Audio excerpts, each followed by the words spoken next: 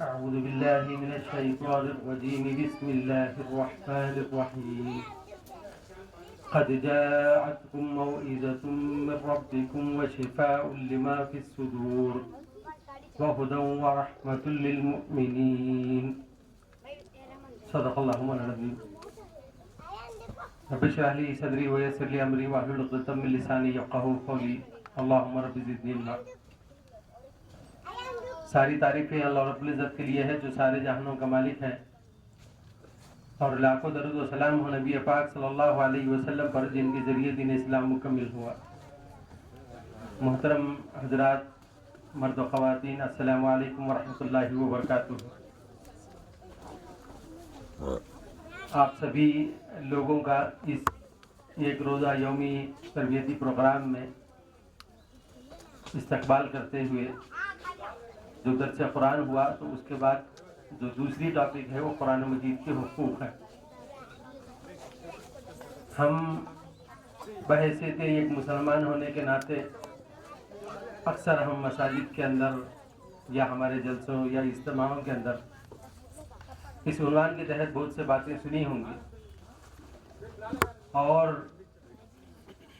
اب اس کا مطلب یہ نہیں ہے کہ جو بات سن لی ہے پھر اسے نہ کہا جائے یا نہ سنا جائے۔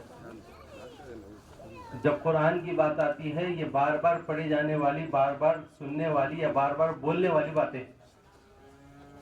قرآن کو صرف ایک مرتبہ پڑھ کے میں خاموش بیٹھ گیا تو میں قرآن کا حق نہیں ادا کرتا۔ زندگی میں قرآن سیکھنے کے موقع کے اوپر میں ایک مرتبہ پورا قرآن مکمل پڑھ لیا، اب پوری زندگی میں نہیں پڑھوں گا تو یہ اصل میں وہ قرآن کے حق کو ادا نہیں کرتا، وہ صحیح مسلمانی نہیں۔ تو اسی لیے قرآن مجید کی باتیں جہاں بھی آتی ہوں تو ان کو ہم کو بغور سننا چاہیے، اور اس کے عمل اور ہدایت کے نصیحت کے سوچ کے ساتھ ہم کو اس بات کو سننے کی کوشش کریں۔ اور خاص طور پر ہمارے پاس ایک بڑی کوتاہی جو ہوتی ہے وہ یہ ہے کہ قرآن مجید کی جو بات آتی ہے، یا درس قرآن ہوتا ہو، تلاوت ہوتی ہو، یا اس کی تشریح ہوتی ہو، تو ہم عام طور پر یہ دیکھتے ہیں کہ ہم عام باتوں کے اندر ملوث ہو جاتے ہیں، یا نہیں تو اپنے کاموں میں ملوث ہوتے ہیں۔ قرآن مجید کا حق یہ ہے کہ جب اس کو پڑھا جائے تو اسے غور سے سننا، نہیں تو وہ قرآن مجید کی بے ادبی ہوگی اور اس کے ساتھ وہ گناہ کے اندر ہم شمار ہو جائیں۔ تو اس لیے چاہیے کہ اس بات کے اوپر بھی ہم کو غور کریں۔ اب آئیے میں اپنی اصل عنوان کی طرف آتا ہوں کہ قرآن مجید کے حقوق کیا ہیں۔ اللہ تعالیٰ نے قرآن مجید کو جب نازل کیا ہے تو اس کو نازل کرنے کا مقصد کو بھی اللہ تعالیٰ نے واضح کر دیا، اور دنیا کے اندر اللہ تعالیٰ نے کسی بھی ایسی چیز کو بنا مقصد کے لیے پیدا نہیں کیا۔ چاہے کوئی بھی چیز آپ لے لیں، چاہے وہ سیارے ہو، سورج ہو، چاند ہو، تارے ہوں، یا دوسرے جو پلانٹس ہیں، یا نہیں تو اس دنیا کے اندر رہنے والی سارے کریچرس ہیں، جھاڑ ہیں، پتے ہیں، پودے ہیں، ہر چیز کو اللہ تعالیٰ نے ایک مقصد کے لیے پیدا کیا۔ اور ہم یہ سمجھ لینا کہ یہ کتاب بنا مقصد کے پیدا ہو گئی ہے تو یہ ہماری غلط فہمی ہے۔ وہ اللہ تعالیٰ کی طرف سے تو وہ واضح بات ہے کہ اللہ تعالیٰ نے کسی ایک خاص مقصد کے لیے ہی قرآن مجید کو نازل کیا، اور وہ مقصد کیا ہے اب اس کی قرآن مجید بار بار کئی مقاموں کے اندر اس بات کو نصیحت کے طور پر بتاتا ہے کہ ہم نے یہ جو قرآن مجید نازل کیا ہے یہ انسانوں کی ہدایت کے لیے نازل کیا، انسانوں کی نصیحت کے لیے نازل کیا۔ تو اب جو قرآن مجید کی آیت سورہ یونس کی 50 میں آیت جو آپ کے سامنے میں نے پڑھی ہے، اس میں بھی اللہ تعالیٰ یہی بات کو ارشاد فرمایا، یا ایھا الناس، اے انسان۔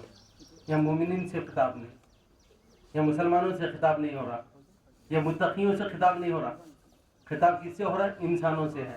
تو اس کے معنی یہ ہے کہ قرآن مجید ہر انسان کے لیے بھیجی جانے والی کتاب ہے، صرف خاص مسلمانوں کے لیے کتاب نہیں ہے۔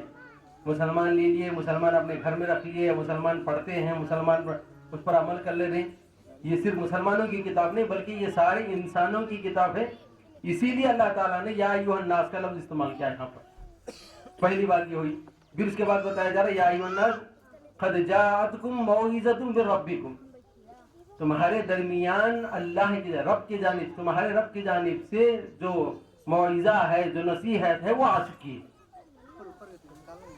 قرآن مجید کو آ جانے کے بعد بھی اگر کوئی انسان یہ کہے کہ مجھے ابھی تک ہدایت نہیں پہنچی یا ہدایت مجھے نہیں ملی تو وہ غلط فہمی میں، وہ گمراہ ہے، کیونکہ قرآن مجید خود ایک ہدایت ہے اور ہر مسلمان یہ جانتا ہے کہ قرآن مجید میرے زندگی کو بدلنے کے لیے آئی ہے، اور یہ بتاتا پھر رہا کہ مجھے ابھی اللہ کی ہدایت نہیں ملی اسی لیے میں وہ فلاں کام نہیں کر رہا، یہ نہیں کر رہا، وہ نہیں کر رہا، تو یہ اس کی غلط فہمی ہی ہے۔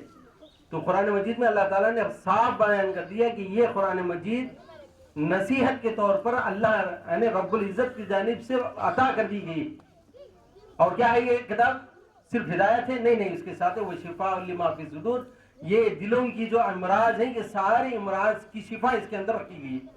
دل کے امراض کے معنی یہ نہیں کہ صرف ہمارے قلب کے امراض، بلکہ ہماری نفسیاتی طور پر جتنی بھی امراض ہمارے اندر آتے ہیں، جتنے بھی وسوسے آتے ہیں یا شیطان جتنے وسوسے ڈالتا ہے، یہ سارے برائیوں کا اگر کسی انسان کو ملنا ہے تو وہ قرآن مجید کے ذریعے سے ملے گا۔ دنیا کے اندر کہیں بھی اسے اس کا توڑ نہیں مل سکتا سوائے قرآن مجید کے۔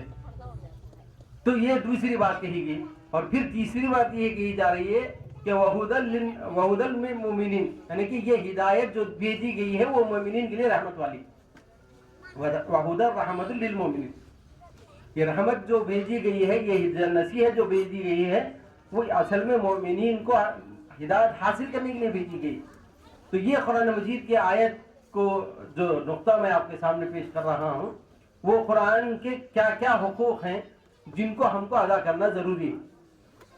ایک مسلمان ہونے کے ناطے بحیثیت ایک مسلم، ہم پر سب سے پہلا فرض، جو پہلا حق قرآن کا ادا کرنا چاہیے وہ قرآن مجید کے اوپر ایمان لگانا چاہیے۔ قرآن مجید کے اوپر ایمان کے معنی صرف اتنا ہی نہیں کہ ہم ظاہری اپنی زبانی یہ اقرار کر لیں کہ یہ قرآن اللہ کی کتاب ہے، یہ زبانی یہ بول دیں کہ یہ قرآن اللہ کی کتاب ہے، اس کا ہم کو احترام کرنا چاہیے، اس کو پڑھنا چاہیے، یہ زبانی بول دینا یہ ایمان کے اندر صرف آدھا حصہ ہے۔ اصل میں ایمان کا جو دوسرا حصہ ہے وہ قلب سے ہمارے اندر سے ہونا چاہیے کہ یہ اللہ کی کتاب ہے۔ اب ہم اپنا جائزہ ہم خود لے لیں، انفرادی طور پر اپنا جائزہ لے سکتے ہیں کہ ہم نے ایمانی جو قرآن کے اوپر ایمان لگانا چاہیں تو وہ اپنے قلب سے ایمان لایا ہے یا زبانی ایمان لایا ہے قرآن کے اوپر۔ زبانی ایمان لائیں گے تو دنیا کی ساری کتابوں کے اوپر ہمارا ایمان ہے کہ یہ فلانی کتاب یہ نصیحت دے گی، یہ فلانی کتاب یہ نصیحت دے گی۔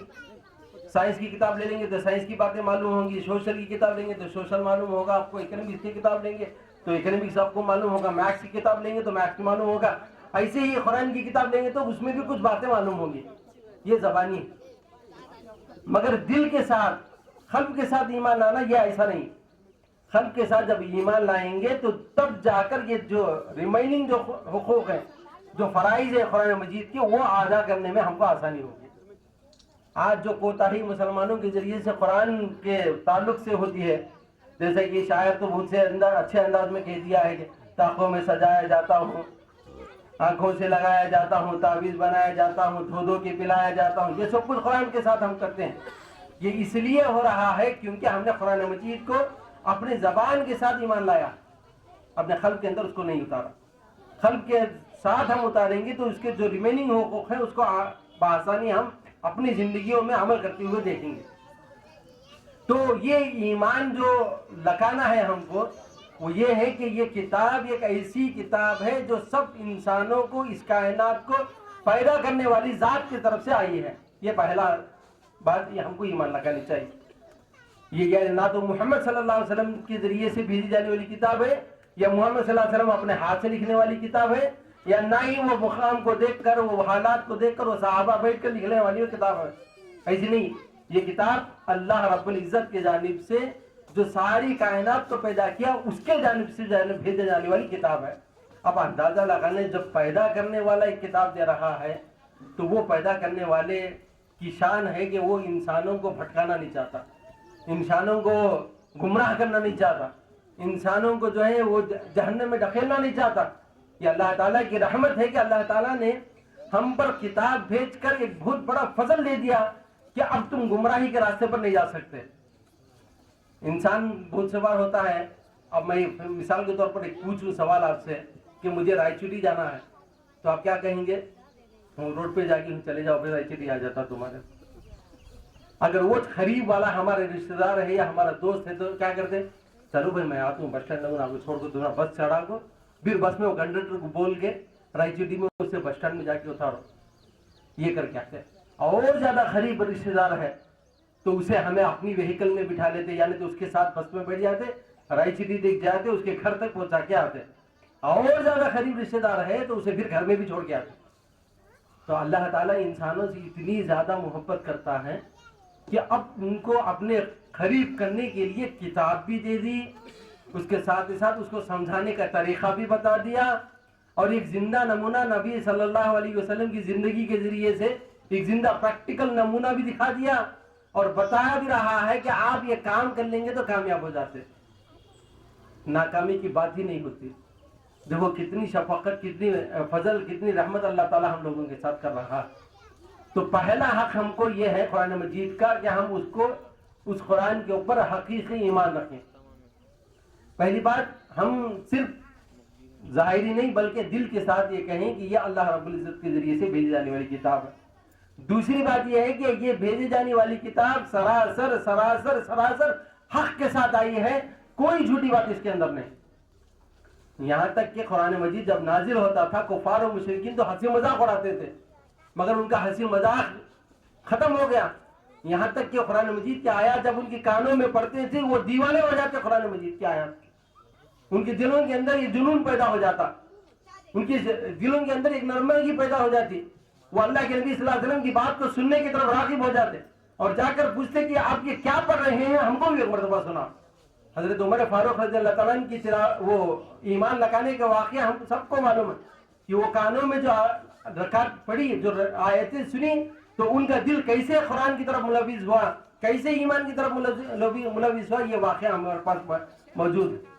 और कुफार और मुशरिकीन यही कहते थे कुफार को, दूसरे मुशरिकीन को, कि आप उस रास्ते से गुजर रहे हैं, जरा देख के जाना, वहां पर एक दीवाना बैठा हुआ है जिसका नाम मोहम्मद है, आप जाए भी तो उससे बात भी नहीं करना, उसकी बात करो, उससे बात सुनोगे क्या होगा, तुम भी उस शख्स जैसे दीवाने बन जाएंगे। नाउज़ुबिल्लाह। कि अल्लाह के रसूल जो दीवाने थे वो बोलते थे, सब फटकाते थे, क्योंकि कुरान मजीद के अंदर वो असर है कि ये एक मर्तबा भी सुनेगा तो उसका दिल उसकी तरफ मुलविस हो जाएगा।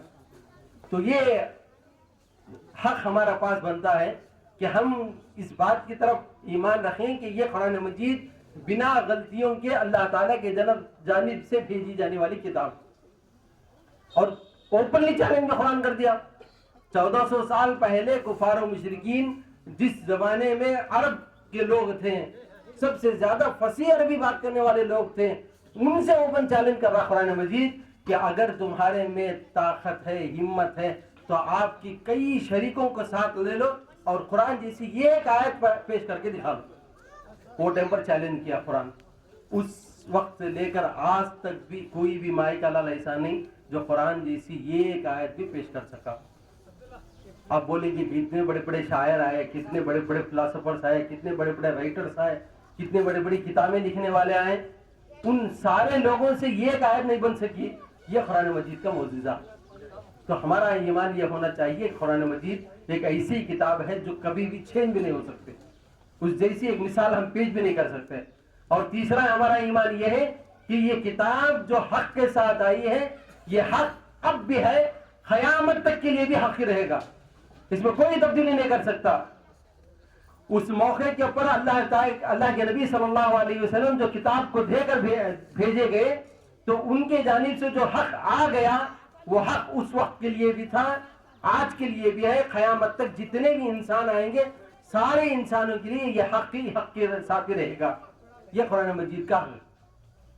अब ये नहीं सोचें कि हमारे नफ्सी ख्वाहिशात के बिना पर, हमारी मर्जी के बिना पर या हमारी चाहतों की बिना पर हम कुरान मजीद के हुकूक को या आयतों को बदल कर रख ले सकते हैं। दुनिया वाले कितने के लोग ऐसे आ गए और चले भी गए, आएंगे फिर चले भी जाएंगे कि कुरान मजीद के अंदर ये हक, ये हुक्म को ये बदलना चाहेंगे, मगर वो बदल नहीं सकते।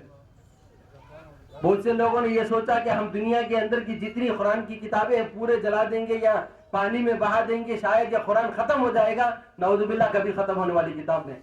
बुखरा का वाकया हमको याद है कि उस मौके के ऊपर जब तातारियों ने मुसलमानों के ऊपर हमला किया था और कुरानों को लगा कर नदी के अंदर बहा दिया गया था, वो समझ लिए कि अब ये कुरान खत्म हो गया है। नहीं, चंद ही सालों के अंदर फिर ऐसे हुफ्फाज पैदा हुए जो पूरे कुरान मजीद सूरह फातिहा से शुरू कर कर सूरह नास के इख्तिताम तक बिना एक हुर्फ के, बिना एक जबर और जेर की गलती के लोगों के सामने पेश करने वाला लायक बन के। तो ये कुरान का मौजूदा है कि अल्लाह ताला ने कुरान मजीद को एक ऐसे हक के साथ पैदा किया कि अब भी वो बदल नहीं सकते, क़यामत तक भी कोई इंसान उसे बदल नहीं सकता। तो ऐसी किताब हमारे साथ है, तो ऐसा हमारा ईमान होना चाहिए कुरान मजीद, तब जाकर ये दूसरे जो हुकूक हैं उसके ऊपर हम ईमान लगा सकते हैं, उसके ऊपर अमल कर सकते हैं। और सेकंड हक क्या है कुरान मजीद का, वो ये है कि हम कुरान मजीद जैसे आप ईमान ला लिए कि ये अल्लाह ताला की जानिब से भेजी जाने वाली किताब, ये हमारे लिए भेजी जाने वाली किताब है, तो उसकी तिलावत करें, उसको पढ़ें।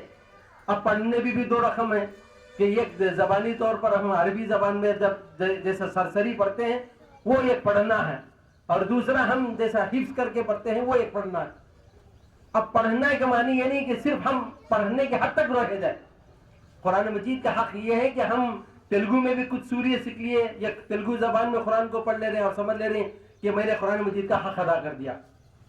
हम दुनिया के इल्म को तो बहुत अच्छे अंदाज में हासिल करने की कोशिश कर लेते हैं, क्या हम इतना नहीं कर सकते कि अल्लाह ताला की किताब है और अल्लाह ताला की किताब के ऊपर हम ईमान भी रखते हैं और ये हमारे कामयाबी का दारोमदार इस किताब के जरिए से होने वाला है। तो क्या हम ये मजाल नहीं रख सकते कि हम ये कुरान मजीद को अरबी के अंदर पढ़ने की कोशिश करें? हम समझते हैं कि हमारी उम्र खत्म हो गई है, हमारी जवानी की उम्र चली गई, बचपने का उम्र चले गया, अब मेरे पास मौका नहीं कि अब मैं फिर जाकर किसी एक मौलवी साहब के पास बैठकर या हजरत के पास बैठकर या हाफिज साहब के पास बैठकर फिर तजवीद के साथ कुरान पढ़ने की कोशिश करूं। ये मेरे से होने वाली बात नहीं, ये हम समझते हैं। मगर दुनिया के अंदर कई ऐसी मिसालें हैं जो 60 साल के या 70 साल के या 80 साल के बूढ़े लोग भी आज भी कुरान मजीद को तजवीद के साथ पढ़ने की कोशिश कर रहे हैं और उसमें कामयाबी हो रहे हैं। बचपने में तजवीद नहीं आती है, आज भी अगर हम कोशिश करेंगे तो हमको आज भी कुरान मजीद अरबी में पढ़ सकते हैं। तो इसकी कोशिश हमको करना चाहिए। कई सालों से तेलुगु में पढ़ते आ रहे हैं, कई सालों से हिंदी में पढ़ते आ रहे हैं, कई सालों से हम रोमन इंग्लिश में पढ़ते आ रहे हैं, ये एक मतलब अरबी में भी पढ़ के कोशिश करेंगे। तो ये हक अदा होना है, पढ़ने का हक अदा होना है। तो हम पहला ये सोचे कि हम कुरान मजीद को अरबी जबान में सही तजवीद के साथ पढ़ने की कोशिश करें, तभी जाकर उसका हक अदा हो सकता है। अब जब तजवीद के साथ पढ़ना शुरू कर लिए हैं तो एक मरतबा पढ़ के खत्म करके छोड़ डाले, कुरान खानी बोलते ना हमें, एक बार कुरान खानी कर डाले, अब 20 साल 30 साल वो घर में है, ना कुरान खुलता ना वो कुरान की आयतें खुलती वो घर में। तो एक बार कर डाले तो क्या उसका असर इतना रहता है कि 30 साल लगन वो काम करता रहता? नहीं है, ऐसी किताब नहीं है कुरान खानी की किताब। या नहीं तो सिर्फ कई मौकों के ऊपर किसी एक खास मौकों के ऊपर पढ़ी जाने वाली किताब, या इनॉग्रेशन इन्विटेशन उसके टाइम पर पढ़ी जाने वाली किताब, या शादी के टाइम पर है नहीं कि आरस को कुछ सूरे पढ़ा दिए, कुछ आयतें पढ़ा दिए, ऐसी किताब है क्या कुरान मजीद? नहीं नहीं, ये बार बार पढ़ी जाने वाली किताब है। कुरान मजीद का हक ये है कि बार बार पढ़ी जाए, बार बार पढ़ी जाए। एक मरतबा कुरान हो गया, दूसरी मरतबा पढ़े, तीसरी मरतबा, चौथी मरतबा, पांचवी मरतबा। यहाँ तक के साहबा का मामूल ये था कि साहबा रजी अल्लाह ताला अलैहिम अजमईन 7 दिन में एक मरतबा पूरा कुरान मुकम्मल कर डालते। इसीलिए तो जो 7 मंजिलें हमारे कुरान में हैं, तो 7 दिन में ये एक मरतबा पूरे कुरान को मुकम्मल कर डालते हैं। क्या आप ये सोच सकते हैं कि क्या साहबा को कुछ काम नहीं था? क्या साहबा के पास वो बेकार फिरते थे? नहीं नहीं, अल्लाह के रसूल के साथ दीन की दावत के अंदर, तबलीग के अंदर वो काम साथ भी देते थे, और उसके साथ साथ नमाजों के लिए, अपनी तिजारतों के लिए, उसके लिए भी वक्त होता था, और उसके लिए कुरान मजीद को पढ़ने के लिए भी खास मौका, खास वक्त वो निकाला करते थे और कुरान मजीद को उसका हक अदा करते थे। तो हमको भी चाहिए कि उस हक को हम भी अदा करने की कोशिश करें।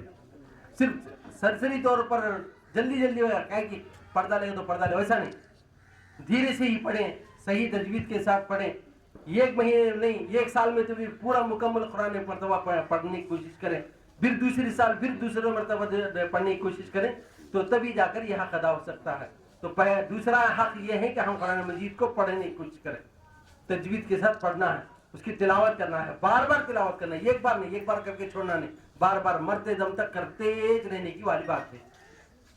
अब دوسری بھی اسی بات کے تحت میں یہ بات آپ کے سامنے رکھ دوں کہ قرآن مجید کو حفظ کی بھی عادت کر لے، کیونکہ اللہ کے نبی صلی اللہ علیہ وسلم نے فرمایا جس انسانی جسم کے حصے میں قرآن مجید محفوظ ہوتا ہے اللہ تعالیٰ اس کے اوپر جہنم کی آگ سے چھٹکارا دیتے، خبر کے آگ سے اس حصے کو چھٹکارا ملتا۔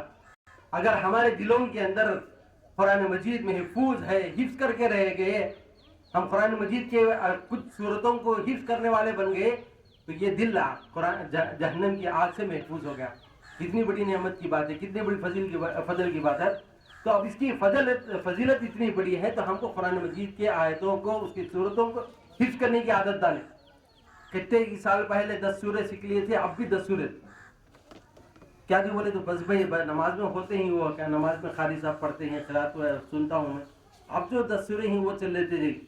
خواہش ہونی چاہیے کہ اور زیادہ سیکھیں، اور زیادہ سیکھیں، اور زیادہ وقت نکالیں، خاص طور پر ایک آیت ہی کیوں نہ ہو، روزانہ ایک آیت اگر ہم یاد کرنے کی کوشش کریں گے تو کتنے ہوں گے؟ 30 سال میں 365 آیتیں پورے یاد ہو جائے، 365 آیتیں ایک سال میں۔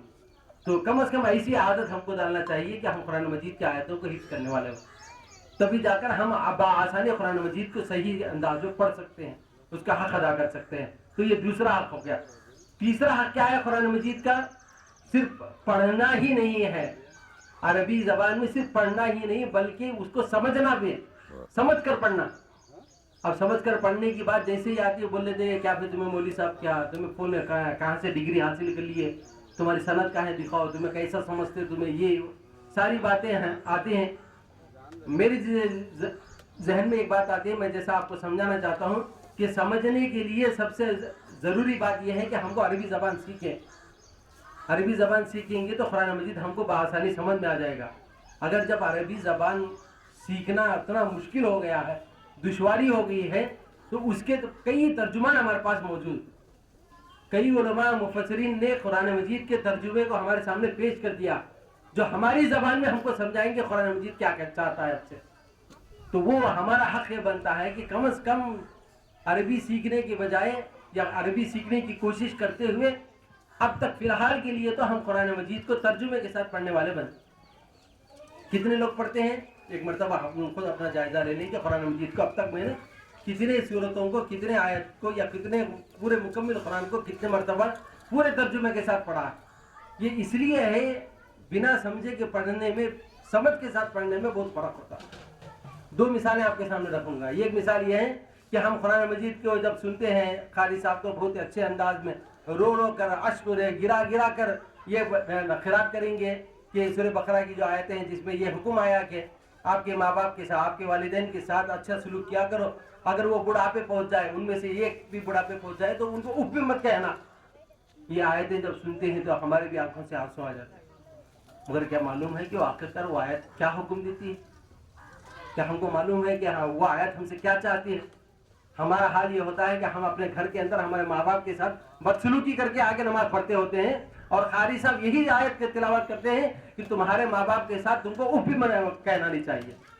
اب دیکھ لیے ابھی یہ کیسی آیتیں ہم پڑھ رہے ہیں۔ دوسری مثال، ایسے کئی آیتیں ہیں جو قرآن مجید ہم سے چاہتا ہے، وہ ہم بار بار پڑھتے رہتے ہیں مگر ہم کو اس کو معنی معلوم نہیں ہوتی، ہم کو یاد نہیں ہوتا۔ سورہ ماعون بہت سے لوگ پڑھے رہتے، ماعون کے اندر جو احکام ہے، چھوٹے چھوٹے احکام، وہ چھوٹے چھوٹے احکام کی بھی پابندی ہم نہیں کر سکتے تھے دنیا میں، مگر ماعون تو کتنے کی بار ہمیں نمازوں میں پڑھ رہے، مگر قرآن مجید وہ سورہ ماعون کے ذریعے سے ہم کو کیا ہدایت دینا چاہتا ہے یہ بات ہم کو معلوم نہیں ہوتی۔ تو اس لیے چاہیے کہ جو قرآن مجید کی صورتیں یا آیات جو ہم نماز میں بار بار پڑھتے ہیں تو وہ آیتوں کا ترجمہ ہم کو یاد ہو، تاکہ ہم وہ آیت کو سننے کے بعد وہ بات ہمارے ذہن میں آ جائے کہ اللہ تعالیٰ مجھ سے کیا چاہتا ہے۔ تو یہ یقین کو، یہ حق کو پیدا کرنے کے لیے قرآن مجید ہمارے سامنے آیا، سمجھانے کے لیے۔ جب عربی لوگوں کے اوپر قرآن مجید اتر رہا تھا تو وہ عربی لوگوں کو بار بار سمجھانے کی ضرورت نہیں تھی کیونکہ ان کی زبان تھی وہ۔ اب میں آپ کے سامنے اردو میں بات کر رہا ہوں تو اس کے معنی یہ نہیں کہ آپ اردو نہیں سمجھ سکتے، اس کے معنی ہے کہ آپ اردو اچھے طریقے میں سمجھتے ہیں، اسی لیے میں آپ کے سامنے اردو میں بول رہا ہوں۔ اگر میں انگلش میں یا ملیالم میں یا تمل میں بولتا تو یہ ٹرانسلیٹر میرے بازو میں بیٹھتا اور آپ کو ٹرانسلیٹ کرتا۔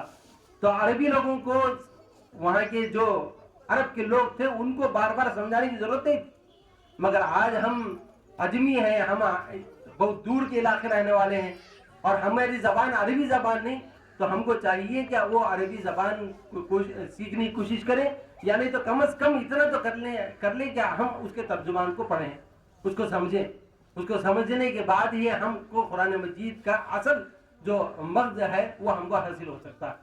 ورنہ یہ ہوگا کہ وہ بولتے ہیں نا خالی سرسری طور پر ہم پڑھتے جا رہے ہیں، ہم کو صرف ثواب کی نیت سے پڑھتے جا رہے ہیں، نیکیاں بھی مل جائیں گی، ثواب تو مل جائے گا، مگر قرآن مجید کا جو اصل مقصد ہے وہ مقصد نہیں ہوتا پورا ہوتا.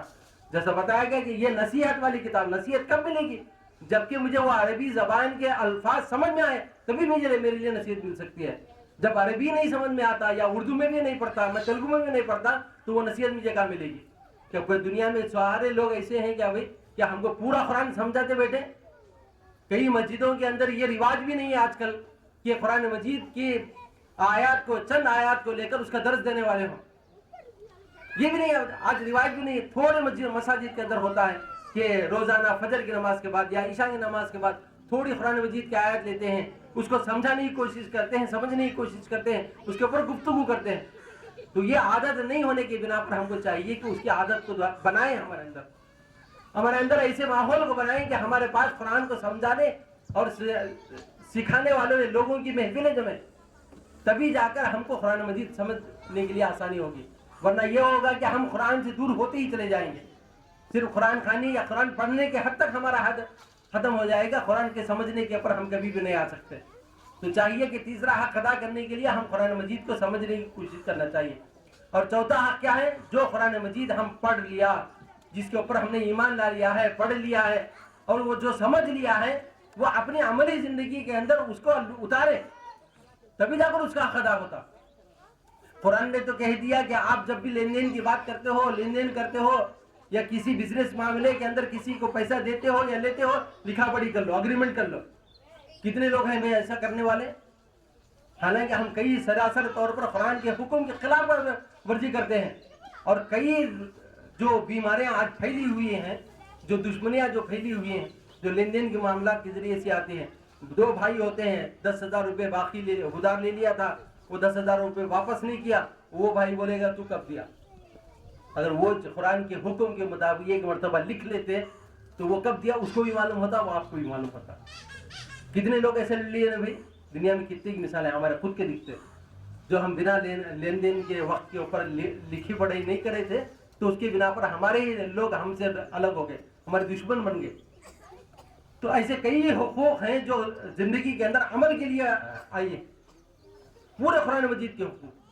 ایک مرتبہ اللہ کے نبی صلی اللہ علیہ وسلم کے تعلق سے حضرت عائشہ رضی اللہ تعالیٰ عنہ کے پاس آ کر صحابہ پوچھنے لگے، جبکہ اللہ کے نبی صلی اللہ علیہ وسلم کی وفات ہو گئی تھی. جو تابعی تھے یعنی کہ صحابہ کے بعد آنے والے لوگ تھے، جنہوں نے اللہ کے نبی صلی اللہ علیہ وسلم کو زندہ نمونہ نہیں دیکھا، اپنی آنکھوں سے نہیں دیکھا، وہ آ کر بار بار صحابہ سے پوچھ لیتے کہ اللہ کے رسول کیسا کرتے تھے، کیا کرتے تھے، بار بار پوچھ لیتے. ایک دفعہ موقع ایسا آ گیا کہ اما عائشہ رضی اللہ تعالیٰ اپنے خیمے میں تھے، آ کر پوچھنے لگے، سوال کیا کہ اے اما عائشہ رضی اللہ تعالیٰ، ہم تو نبی صلی اللہ علیہ وسلم کے جو باہر کی جو زندگی ہے، سوسائٹی محلے کے اندر جیسا زندگی گزارنا چاہیے دیکھتے ہیں، وہ تو ہم کو معلوم ہے، مگر گھر کے اندر آنے کے بعد نبی صلی اللہ علیہ وسلم کیسے عمل کرتے تھے، کیسی زندگی بسر کرتے تھے، یہ تھوڑا آپ واضح وضاحت کر دیں تو بہتر ہوگا. تو اما عائشہ رضی اللہ تعالیٰ نے کہا کیا تم قرآن نہیں پڑھتے؟ صحابہ نے کہا ہاں قرآن تو پڑھتے ہیں، مگر ہم سیرت سے کا سوال کر رہے ہیں آپ کے سامنے، ہم اللہ کے نبی صلی اللہ علیہ وسلم کے عمل کے تعلق سے پوچھ رہے. تو اما عائشہ رضی اللہ تعالیٰ نے کہا کہ قرآن مجید جو ہو بہو کہتا ہے وہ ساری زندگی عملی نمونہ اللہ کے نبی صلی اللہ علیہ وسلم کی زندگی ہے. آپ قرآن پڑھ لیں یا سمجھ لیں، اس کے اوپر عمل کر لیں گے تو سمجھ لو کہ اللہ کے نبی صلی اللہ علیہ وسلم کی پوری سیرت کے اوپر آپ نے عمل کر لیا. تو اب ہم کو چاہیے کہ آپ قرآن مجید کو عمل کے نیت سے ہم کو پڑھنا چاہیے، اس کا حق ادا کرنا چاہیے. خالی صرف سرسری طور پر پڑھ لیے، سمجھ لیے، پھر عملی زندگی کے اندر اس کو ہم اتار نہیں رہے ہیں، تو ہم قرآن مجید کا حق نہیں ادا کر رہے ہیں. عمل کریں گے تو قرآن مجید کا حق ادا ہوگا، عمل نہیں کریں گے تو قرآن مجید کا حق نہیں ادا ہوگا، چاہے وہ چھوٹا ہی حکم کیوں نہ ہو یا بڑا سے بڑا حکم کیوں نہ ہو. ہم سمجھتے ہیں کہ چھوٹی نکلنے ہوگی، کیا ہے وہ؟ قرآن مجید سورہ شورا کے آیت کے اندر آتا ہے کہ جب تم گھر کے اندر داخل ہو رہے ہیں تو क्या है भाई? दस्तक देना, सलाम करना, ये हुक्म हमारे पास है। कितने लोग अदा करते हैं? बोलते हैं क्या है जी, मेरे घर में मैं जाता हूँ, क्या होता? नहीं नहीं, अल्लाह का जब हुक्म आ गया, अल्लाह के नबी सल्लल्लाहु अलैहि वसल्लम की जब जानिब से जब हुक्म आ गया है तो उसकी अमलवारी करना ये हमारे पर लाजिमन हो जाता। उससे हमारे लिए फायदा है, नुकसान नहीं। उससे जितने फायदे हैं वो फायदे हमारे लिए हासिल होने वाले। तो इसलिए चाहिए कि हम कुरान मजीद को अमल की नीयत से पढ़ें, अमल की नीयत से समझें, तभी जाकर हम अमल करना आसान करेंगे। खाली दूसरों को समझाने के लिए या दूसरों को पढ़ाने के लिए या दूसरों को बयान तकरीर करने की नीयत से अगर हम कुरान मजीद को पढ़ रहे हैं या दर्स दे रहे हैं तो सबसे बड़ा गुनहगार खुद होगा जो ऐसा दर्स दे रहा है। अगर मैं बिना अमल के आपको बात कह रहा हूं तो कुरान मजीद के अल्फाज में जो बात है, लिमा तक़ूलूना मा ला तफ़अलून, वो बात क्यों कहते हो जो तुम करते नहीं। मैं बड़ा बड़ा बयान बोल दिया मगर मैं खुद करता नहीं तो सबसे पहला अजाब का मुस्तहिक़ मैं बन जाऊं। तो कुरान मजीद को हमारी पूरी जिंदगी के अंदर अमल करने की कोशिश करना चाहिए, तभी जाकर हम कुरान मजीद का हक अदा कर सकते हैं। अब अमल करने के लिए आसानी के तौर पर चंद चीजें हैं जैसा मेरे से मुतालिबा किया गया था, अमल करने में आसानी कैसे पैदा हो। हम समझते हैं कि ये अमल करें तो हमारे लिए सक्सेस है, कुरान भी यही कहता है कि आप अमल करेंगे तो तुम्हारे लिए कामयाब। ये कामयाबी कैसा? हम समझते हैं कि वो क्या कि बोले ही लो भाई, चलो अब जो जिंदगी का रिवाज है, जो एक्सपीरियंस हमारे पास है उसके मुताबिक अमल कर लेके चले जाएंगे। शादी ब्याह के मामले में जो जिंदगी का रिवाज चलता आ रहा है उसके मुताबिक शादी कर लेंगे। कुरान में तो मेहर का हुक्म है, वो हंडे लो, छोड़ो बाजू में। तलाक का तो हुक्म कुरान में है, वो तरीका छोड़ा लो, जो दुनिया का कोर्ट का तरीका है उसके मुताबिक हम कर लेंगे। रहन सहन का जो कुरानी अहकाम है वो अपनी जगह पर रख डालो, जो रहन सहन हमारे मामलात में चलता आ रहा है उसके मुताबिक हम चल लेंगे। पड़ोसियों के हुकूक जो कुरान मजीद के अंदर है वो अपनी जगह पर रख लो, मगर हम जो पड़ोसियों के साथ जिस तरीके में हुकूक अदा कर रहे हैं उसी के ऊपर चल लेंगे। पड़ोसी में सिर्फ मुसलमान ही नहीं, गैर मुसलमान भी आते हैं जो इस्लाम को जानते नहीं, मानते नहीं, उसके ऊपर अमल नहीं करते, उन लोगों के साथ भी हुकूक है हमारे। यह कुरान मजीद हमको तालीम देता है। उनके क्या हुकूक है हमको नहीं मालूम, उनके साथ कैसे रहना है हमको नहीं मालूम। आमतौर पर हमारे बाप दादा सलाम कर लेते थे, नमस्ते बोल लेते थे, या कुछ ईद और त्योहार आ गया तो उस मौके के ऊपर कुछ चीजें बांट लेते थे, या उन्हें सामने से गया तो उसे हाथ मिला लिया, उन्हें जगह तो इन्हें हाथ मिला लिया। इतना रिवाज तो हमारे पास मिलता है। क्या इतने ही हुकूक है हमारे कुरान में? क्या अल्लाह के नबी सल्लल्लाहु अलैहि वसल्लम ने इतने हुकूक पर खत्म कर दिया पड़ोसियों के हुकूक में? नहीं। वो क्या हुकूक हैं, वो करने से हमारे अंदर क्या तब्दीली आती है, ये बात को समझने के लिए हमारे जो कुरान के अंदर जो मिसालें अल्लाह ताला दे रहा है, जो दलीलें अल्लाह ताला दे रहा है, उसकी तरफ एक मरतबा गौर डालेंगे तो हमको कुरान मजीद के ऊपर अमल करना आसान हो जाएगा। कुरान के अंदर जो भी बात कही गई है कोई भी बात झूठी नहीं, सरासर 100 नहीं 200% सच है, 200% सच है। और जो भी बात कही गई उसमें अमल करेंगे तो उसमें कामयाबी है, ये हमारा ईमान। अब शैतान क्या करता था, हमारे माहौल क्या करता रहता, हमारे दिल के नफ्स क्या करता रहता, हमारे अंदर वसवसे डालता, हमें गुमराह करने की कोशिश करता रहता, हमने बाजू में हटा देता रहता। तो बार बार हमको चाहिए कि अब इस ईमान की जो कैफियत हमारे अंदर है उस ईमान की कैफियत को बढ़ाने की कोशिश करें, तभी जाकर तो कुरान मजीद वो सारी मिसालें दे रहा। क्या जरूरत थी भाई अल्लाह ताला को कुरान मजीद के अंदर आसमान को क्यों पैदा किया बोलने की, आसमान को बिना पिलर के पैदा करने या बोलने की क्या जरूरत थी? अल्लाह ताला डायरेक्ट हुक्म दे देता था कि आपको नमाज पढ़ना है। कोई इनकार करते? ईमान करने वाला इनकार करता, मुसलमान ये साहबा इनकार करते नहीं, कभी भी इनकार नहीं करते, आज भी हम नहीं इनकार करते। मगर अल्लाह ताला जो मिसालें दे रहा है वो मिसालों का अंदाज ये है कि अल्लाह ताला समझाना चाहता है, लोगों को यकीन पैदा करना चाहता है, ईमान के अंदर बढ़ावा देना चाहता है, तभी जाकर अल्लाह ताला कई मिसालें हमारे लिए कुरान के अंदर रखता है। उन मिसालों के अंदर आज साइंटिफिकली जितनी मिसालें प्रूव हो चुकी हैं वो सारी चीजों को आप देख लें। हम सब पढ़े लिखे हैं, हम 10 क्लास तक भी या इंटरमीडिएट तक पढ़े हुए आए लोग, हमको साइंस भी पढ़ाया होगा, मैथ्स भी पढ़ाया होगा, सोशल भी पढ़ाया होगा। ये सारी चीजें जितनी बातें हम पढ़े हैं, अगर कुरान मजीद को उसको समझने की नीयत से हम पढ़ते हैं तो वो सारी चीजें हमको याद आ जाएंगी जो हमारे बचपन में हमको पढ़ाया जाता है। कुरान जैसा मिसाल देता है कि बिना पिलर के पैदा करने वाली जात अल्लाह की है। आप तलाश कर लो, क्या कोई आसमान को पिलर लगा हुआ है? 10 फीट का स्लैब पिलर के बिना खड़ नहीं सकता, तो अल्लाह ताला हजारों किलोमीटर, स्क्वायर किलोमीटर वाला, हजारों लाखों के स्क्वायर किलोमीटर वाला आसमान बिना पिलर के खड़ा कर दिया। ये जात सिर्फ अल्लाह की कर सकती है, दूसरा कोई नहीं कर सकता। तो यकीन हमारे अंदर पैदा।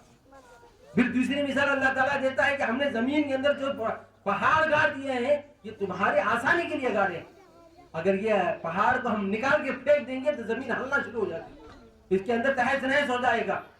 जो तुम फर्श के बिना पर तुम चलते फिरते हो, ये चलना फिरना तुम्हारा बंद हो जाएगा। कुरान कहता है अगर हम इसको गौर करेंगे तो हमको हमारा ईमान और बढ़ेगा।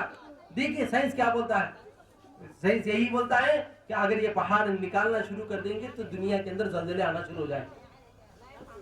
कुरान की बात सच साबित हमको हो रही, हमारा ईमान और बढ़ गया।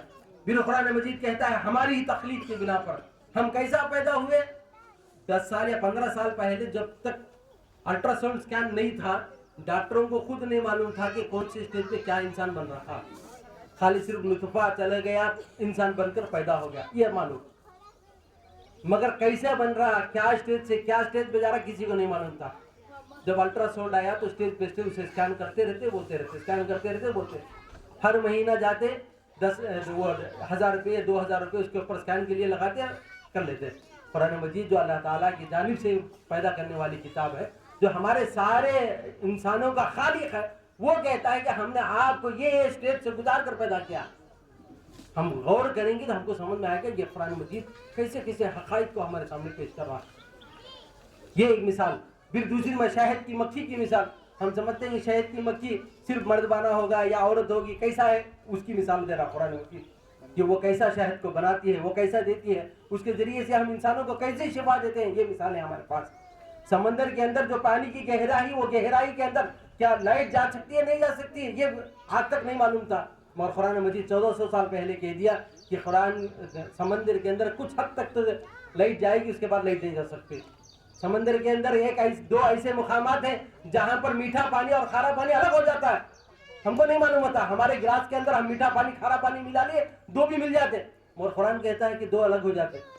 हमें आज तक समझे नहीं थे वो कि ये क्या बात बोल रहा है भाई अल्लाह ताला, मीठा पानी खारा पानी गाजी भी अलग हो जाता नहीं। हक है, कुरान जो कहता है वो हक है। सजदानों ने तलाश कर लिया और ये प्रूव कर दिया, हाँ जो कुरान कहता है ये सही है। एक लेयर ऐसा आएगा जहां पर जाने के बाद मीठा पानी अलग हो जाएगा और खारा पानी अलग हो जाएगा। ऐसे कितने हक़ाइक़ अल्लाह ताला ने कुरान मजीद के अंदर रखा है। तो ये जब हम पढ़ेंगे, समझेंगे और हमारी ज़िंदगियों से उसे कंपेयर कर देखेंगे, हमारे इल्म से कंपेयर करके देखेंगे, नॉलेज से कंपेयर करके देखेंगे, तो उसके ऊपर अमल करना आसानी हो जाता। देखो भाई, एक जना आदमी है, डॉक्टर ने उन्हें बोल रहा है कि आपकी बुखार कम होने के लिए आपको चाहिए कि ज़रूर ब ज़रूर ये छोटा सा अमल करें। अब करते या नहीं करते वो काम? हो भाई, कई को तो 100 पेशेंटों को सीधा करा 100 लाख, उन्हें बोलता है तो सच बोलता हो, झूठ बोलता नहीं उन्हें। ज़रूर से अगर वो गोली दिया, गोली खा लेते, पानी से पोंछ लो बोले पानी से पोंछ लेते, या ना तो कुछ वॉकिंग करो बोले वो कर लेते, गोश्त खाने को बोले गोश्त खाते नहीं, दूध पियो बोले दूध पी लेते, जो भी काम बोलेगा वो कर लेंगे, क्योंकि उसकी बात के ऊपर यकीन है। कुरान मजीद के ऊपर भी अगर हमको यकीन आ जाएगा तो कुरान मजीद जो अहकाम देगा वो अहकाम पर हमको चलना आसान हो जाता। वरना क्या होगा, हमारी मनमानी चलती, हमारे नफ्सियात के मुताबिक, हमारी ज़िंदगी के मर्जी के मुताबिक या हमारे ख्वाहिश के मुताबिक हम अमल करते चले जाएंगे, कुरान को बाजू में रख देंगे। तो इसीलिए चाहिए कि हमको कुरान पर अमल करने के लिए, आसानी पैदा करने के लिए कुरान को बार बार समझ कर पढ़ना चाहिए, बार बार समझना। जो मिसालें कुरान मजीद की दुनिया के ताल्लुक से, आसमान के ताल्लुक से, पानी के ताल्लुक से, इंसान की तख्लीक के ताल्लुक से, यानी तो कई ऐसी बातें हैं जो कुरान मजीद के अंदर जो अल्लाह ताला बोल रहा है, उसको पढ़ेंगे तो और ज़्यादा ईमान बढ़ता जाएगा और ज़्यादा अमल के लिए आसानी। तो ये हक अदा करने के लिए ये एक छोटी सी नसीहत आपके पास थी कि आपको हम लोगों को चाहिए कि हम कुरान मजीद को जो मिसालें हमको मालूम है, जो इल्म हमारे पास मौजूद है, वो इल्म को उसके अंदर तलाश करें, हमारे इल्म के मुताबिक उसमें तलाश करने की कोशिश करें, तभी जाकर हमारा ईमान बढ़ सकता है और अमल के लिए आसानी पैदा होगी। अब अमल कर लिया कुरान मजीद के अंदर, क्या अमल करके खामोश बैठ जाना है? अपने हद तक तो हमने पूरे कुरान के ऊपर अमल कर लिया, खामोश बैठ गए, हो गया हक इसका। अब बोलेंगे नहीं भाई कुरान आया था इसीलिए ना, भी अमल करने के आया था कुरान, अब अमल कर लेते खामोश हो जाते नहीं। अल्लाह के नबी सल्लल्लाहु अलैहि वसल्लम और साहबा صرف اپنی زندگی میں قرآن کو عمل کر کے خود بڑھ گئے؟ نہیں، کیا کیا؟ اپنے پوری سوسائٹی کے اندر اس قرآنی تعلیمات کو پہنچایا، قرآنی تعلیمات کے مطابق اس سوسائٹی کو تبدیل کیا، اس ماحول کو تبدیل کیا. جو برائیاں اس ماحول کے اندر تھی وہ برائیوں کو جڑ سے پھینک دیا، اور جو اچھائیاں جس سوسائٹی کے اندر آنا چاہیے تھی وہ اچھائیوں کو اللہ تعالیٰ کے نبی صلی اللہ علیہ وسلم نے اور صحابہ نے اس سوسائٹی کے اندر اس اچھائیوں کو لگا کر رکھا. یہ کام ادھورا ہو جائے گا. تو یہ کام پانچواں حق ہے کہ قرآن کی تعلیمات کو لوگوں تک پہنچائے اور اس کے مطابق اپنی سوسائٹی کو، اپنے ماحول کو تبدیل کرنے کی کوشش کرے. تبھی جا کر ہم قرآن کے مطابق عمل کرنے والے بن سکتے ہیں. نہیں تو ایسا ہوگا کہ چار لوگ الگ ذہن کے لوگ ہیں، یہ فرد الگ ذہن کا فرد ہے، تو کیا ہوگا بھائی؟ چند دن تو وہ ایک فرد اپنے طریقے کے اوپر اپنے ذہن کے مطابق عمل کر لے گا، چند دن کے بعد کیا ہوگا؟ وہ چاروں جو بات بولے گے وہ ایسا ہو جاتا. آسانی کے لیے وہ دو چار گندے آدمی ہیں، ایک اچھا آدمی ہے، تو ایک اچھا آدمی بدلنے میں آسانی ہے سے نہیں، مشکل تھا. چاروں کو دیکھتا دیکھتا دیکھتا دیکھتا کیا ہوا تھا، اس کے اندر کی اچھائی بھی ختم ہوتی ہوتی ہوتی انہیں خود بھی گندوں میں شمار ہو جاتا. تو اگر ہم خود عمل کر لے رہے ہیں مگر ہماری سوسائٹی کو گندی ہی رکھنے دے دیں، چھوڑ دیں، اللہ کے احکام کے مطابق اسے تبدیل کرنے کی کوشش نہیں کریں گے، تو کیا ہوگا؟ خود کے اندر سے جو قرآن ہمارے اندر ہے وہ بھی چلا جائے گا.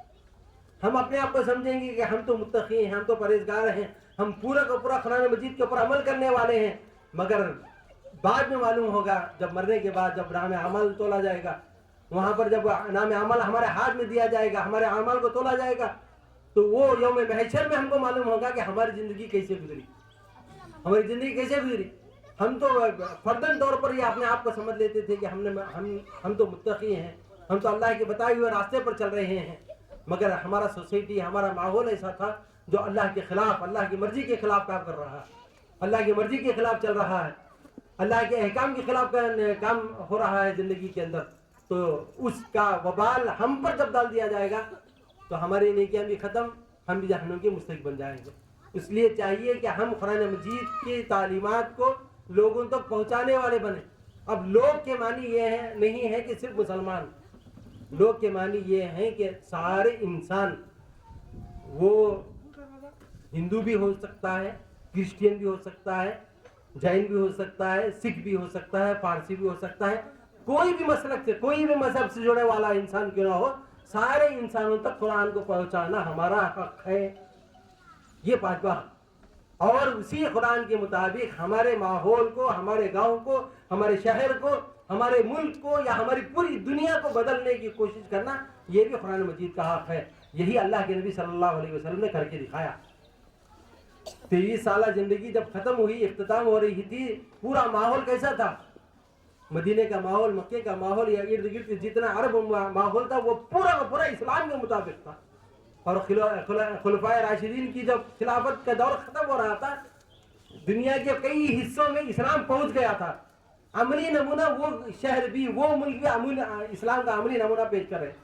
تو یہ چیز کو کرنے کی ہم کو کوشش کرنا چاہیے. اللہ تعالیٰ سے دعا ہے کہ اللہ تعالیٰ جو باتیں یہاں پر کہی ہے اس نے عمل کرنے کی توفیق عطا فرمائے. اللہ تعالیٰ ہم سب کو قرآن مجید کے جو حقوق ہیں اس کے مطابق ہم کو اس کا حق ادا کرنے کی توفیق عطا فرمائے. آمین. وآخر دعوانا الحمدللہ رب العالمین.